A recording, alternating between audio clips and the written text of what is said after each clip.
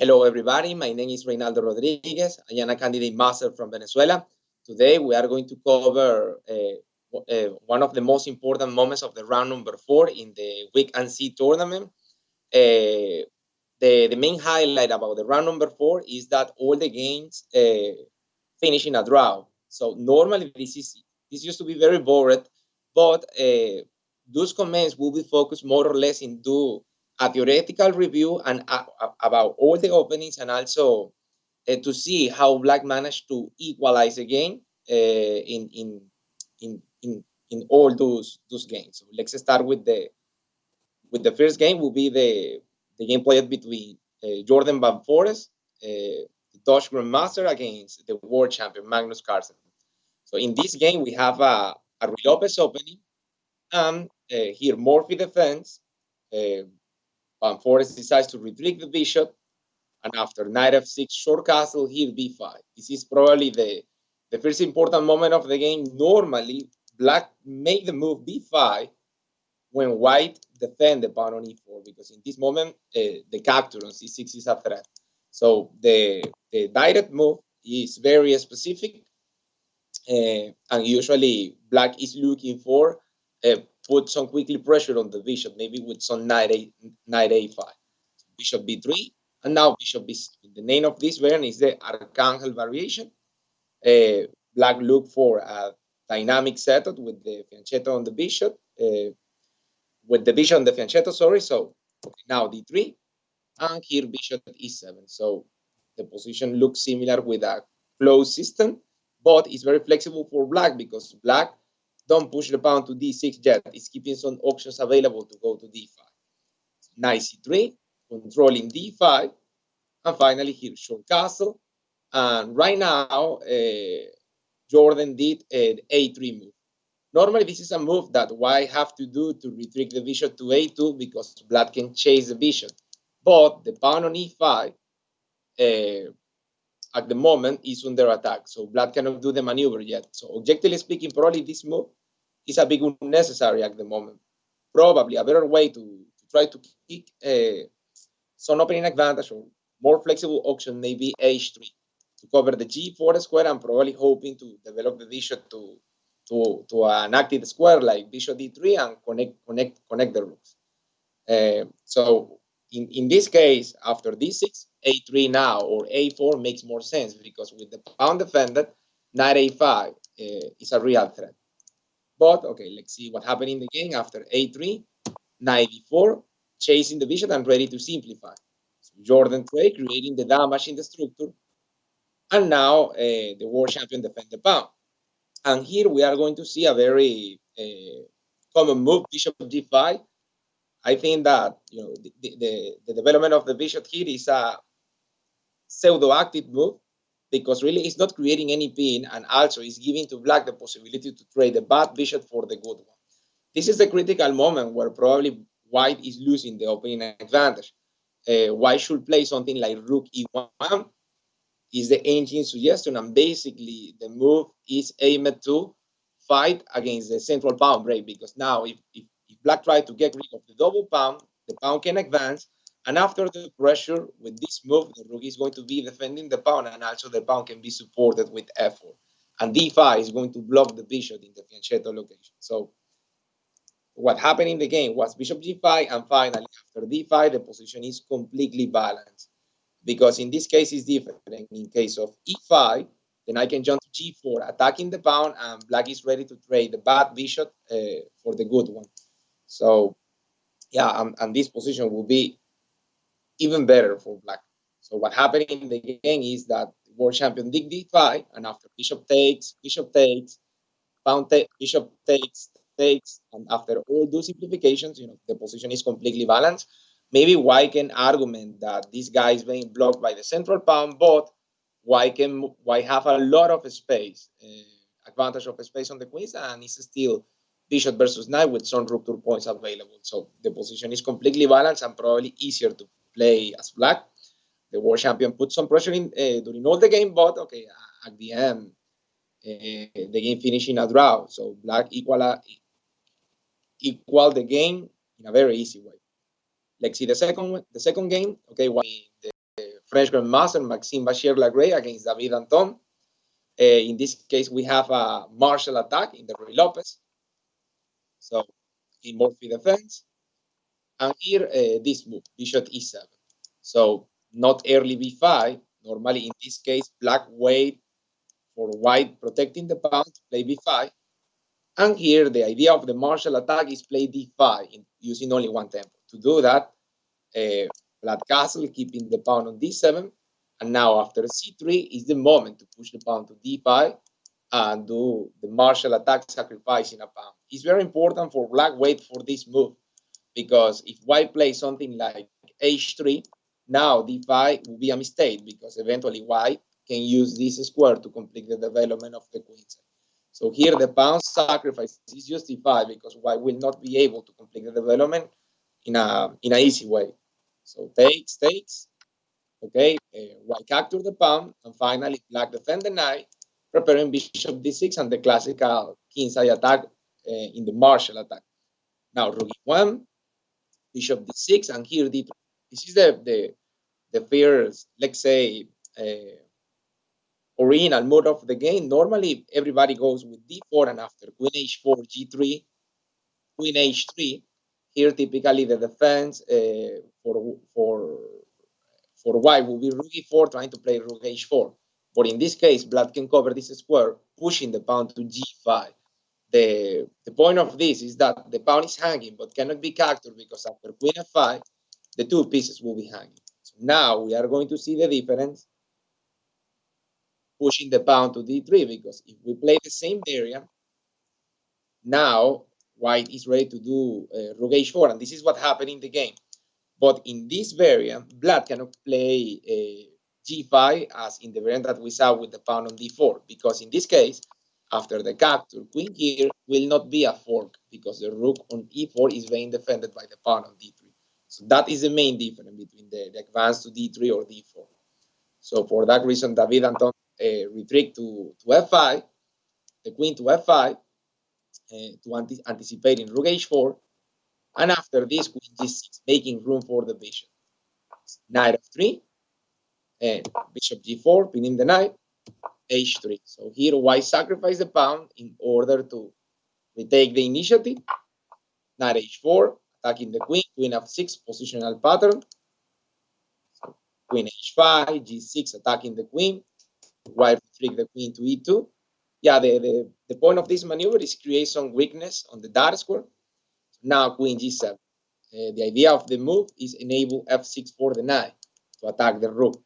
Now white play bishop d3 to be ready to play bishop d4 and pin the knight in case that the knight comes to f6. For that reason, black trade, removing the bishop pair, and queen f6, repeating the same positional pattern. Rook e1. White have a very good control of the open file, but black have the bishop pair in a solid position. So g7, and in this moment, the position is completely balanced, and white did g4, looking for complications. Normally, this kind of move, where white decides to look for complications, is because white start to understand that the position was so amazing.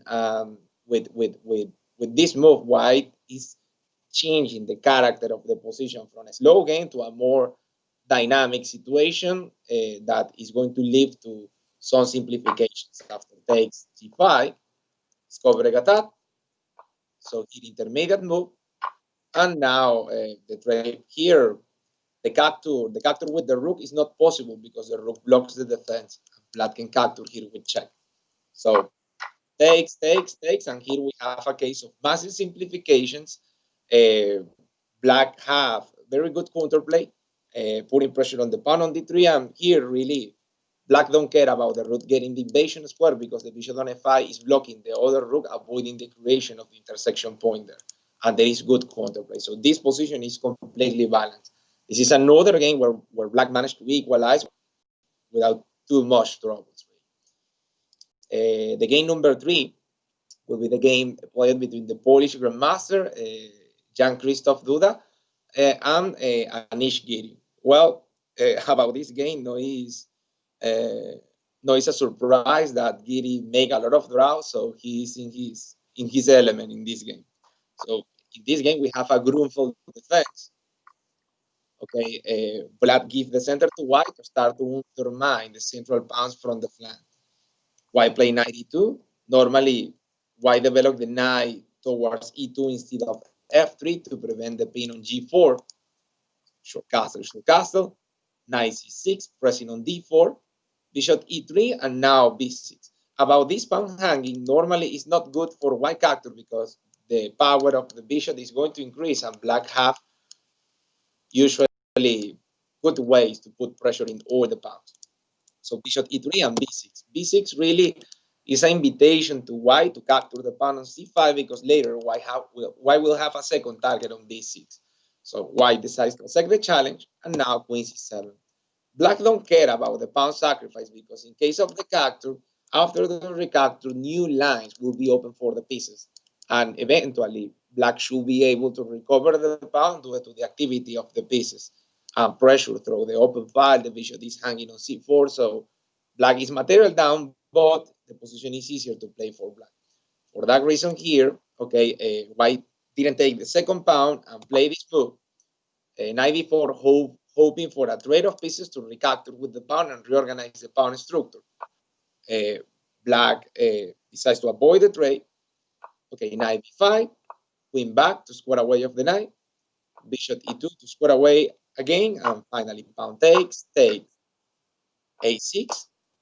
White restrict the knight. This knight here don't looks too good. Okay, it's in the edge of the board and to square away of the pawn. Queen c7, bishop d4. So about this position, white have an extra pawn, but black pieces have a perfect coordination. So rook d8, pinning on d4, queen c1 to avoid the pin, knight g4, creating a checkmate threat. So in this position, white decides to take the knight, and now black have the bishop pair. The bishop pair usually, normally in open positions, used to be good compensation for the pawn of disadvantage, and this is the case. The position at the moment is completely balanced, but let's see until the most important simplification, the trade-off. So queen rook to c8 to put pressure on c3, and now e5.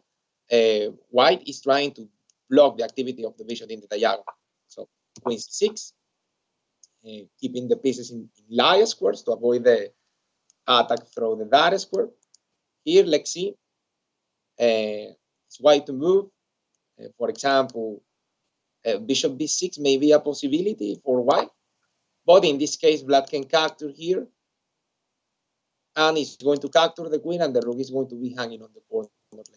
So black have good counterplay in that case. e5, queen c6, avoiding the skewer because the diagonal is closed now.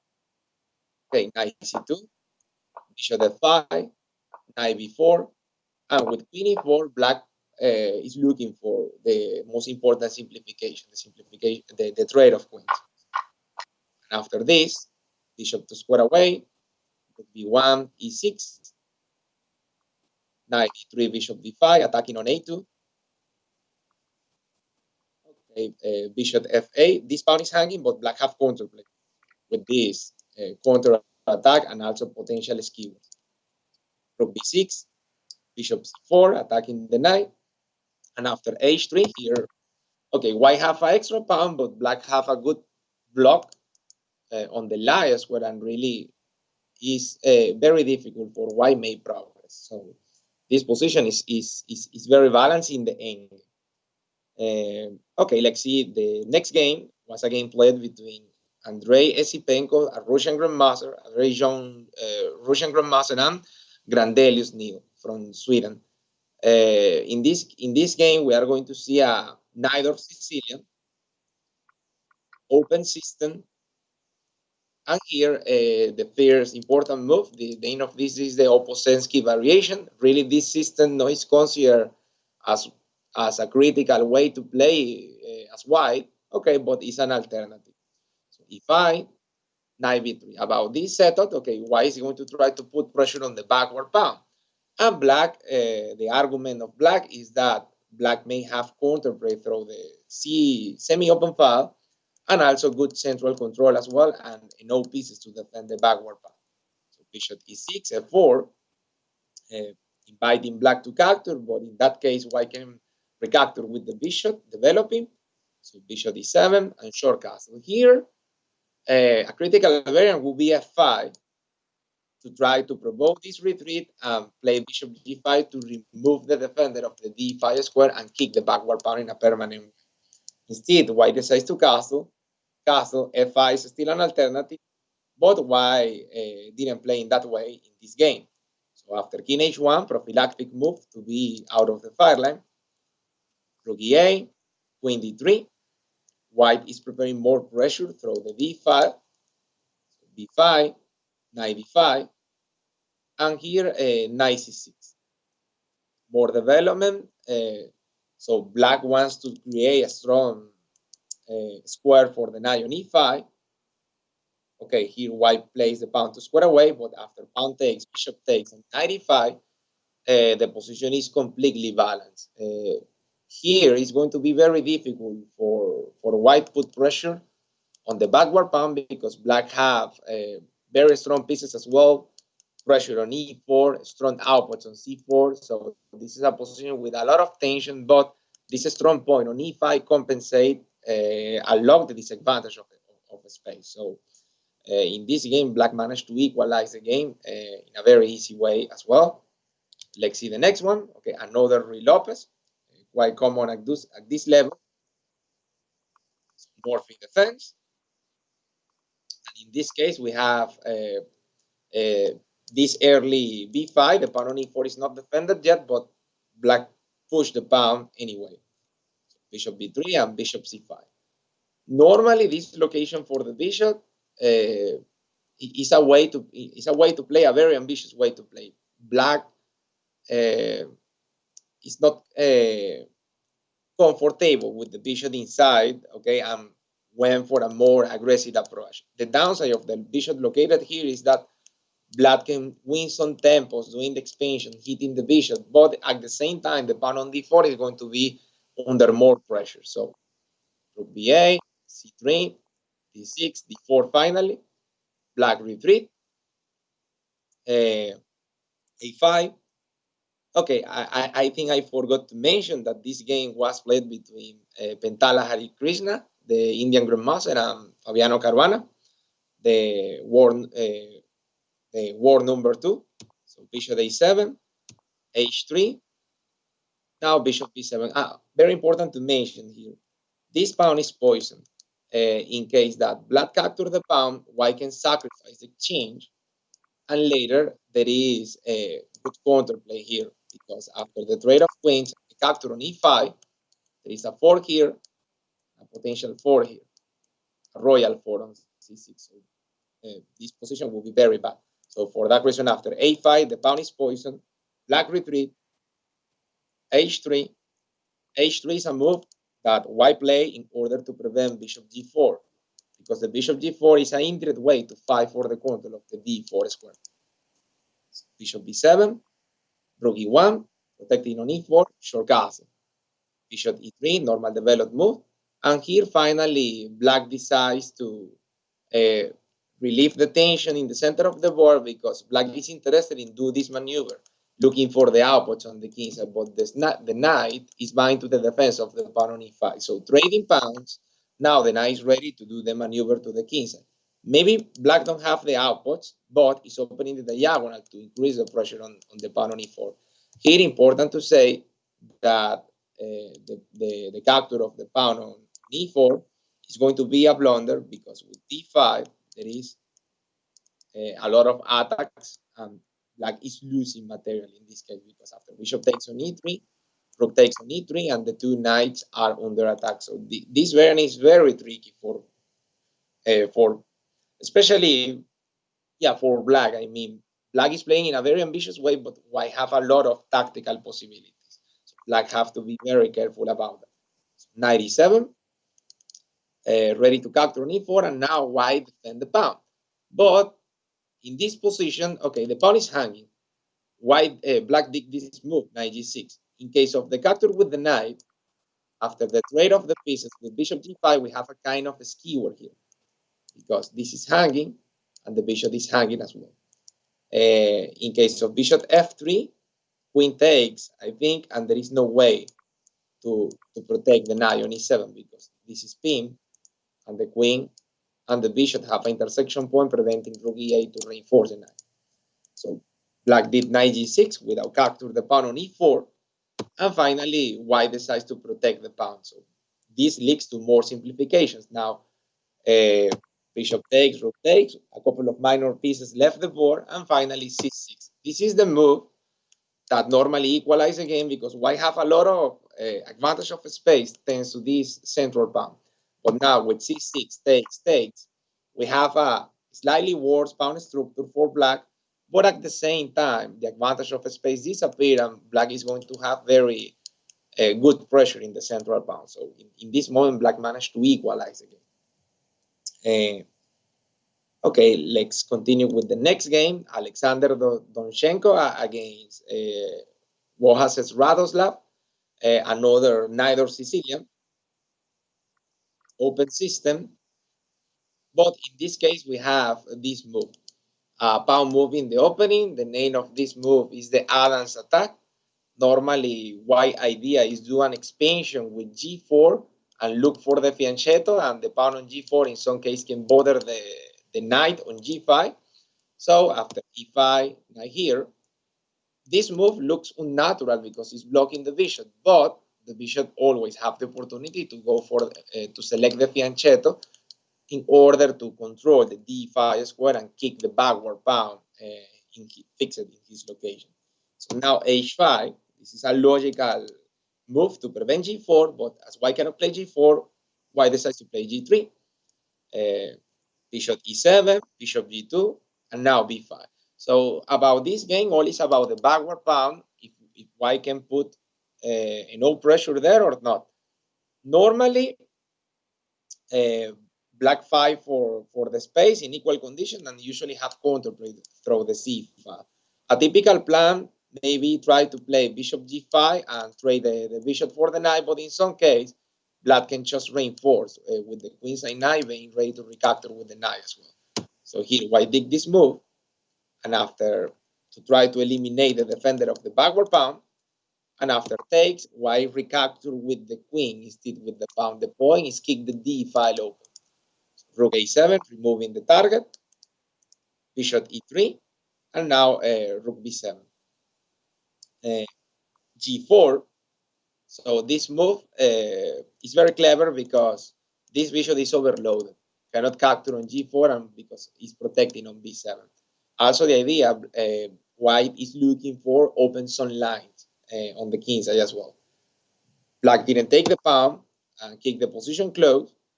And after f4, knight d7, f5, and here knight b6 attacking the queen. So c6, queen d7, and after the trade of queens, the position is completely balanced because there is no way for white to put enough pressure on d6. It's well defended by the bishop, and also if white at some moment get the outputs, black is going to be ready to trade the knight, and after the recapture with the pawn, the d5 will be blocked, avoiding the pressure on the backward pawn. So this position is balanced as well. So no trouble, not opening troubles in this game. And the last game of this round, number 4, was the game played between the Grandmaster from Norway, Tari and Alireza Firouzja. In this case, we have a Karokan defense. The Karokan defense is the predilect defense of the Iranian Grandmaster. Here, advanced variant, bishop d5, bishop e2. So the bishop is playing out of the pawn chain, knight e7, c3, and here knight g6. The point of this move is make room for the bishop to try to complete the development of the king side. But, on the other hand, black have to be very careful about the bishop because in some case, white can try to do g4 to trap the bishop or trying to put pressure in the bishop. If the bishop comes here, maybe knight d2. So that is what Tari tried to do during the game. Castle, knight d7, and here knight e1. Opening the diagonal to try to do g4. As white is ready to play g4, black did h5, prophylactic move. In this position, the pawn seems to be hanging. Tari continued with bishop e3, a normal developed move. But in case of the capture of the pawn, this will be a blunder because queen h4 create a hidden threat. Double attack checkmate or the bishop hanging. So after bishop e3, queen b6, attacking the pawn, d3 protecting the pawn, and now here black did f6 to put pressure in the center of the board. But now as the queen is not on d8 ready to take the invasion square, maybe a good moment for white to capture the pawn, asking some questions to black to see how he's going to equalize the game. So pawn takes on e5. Okay, now g4, trapping the bishop, but here we have a very strong move. Play that for black. Rook takes the bishop, sacrificing the exchange, but after pawn takes a knight f4, black have a very good compensation because black have the bishop pair and excellent control on the lion square. Also, white pawn structure is a disaster. After pawn takes, this seems to be a double attack, but black have this intermediate move and later having no time to move the queen somewhere or just to block the diagonal, looking for d4 and try to make use of the lion square to take advantage of the weakness created on this color of the board. So this was a resume about the round number 4 and also a theoretical review in order to see how black managed to balance the game, in all the games. So, well, with this, with finish with this analysis, I hope you enjoyed it. Don't forget like and subscribe if you enjoy the content, and share with your friends. Bye and see you soon.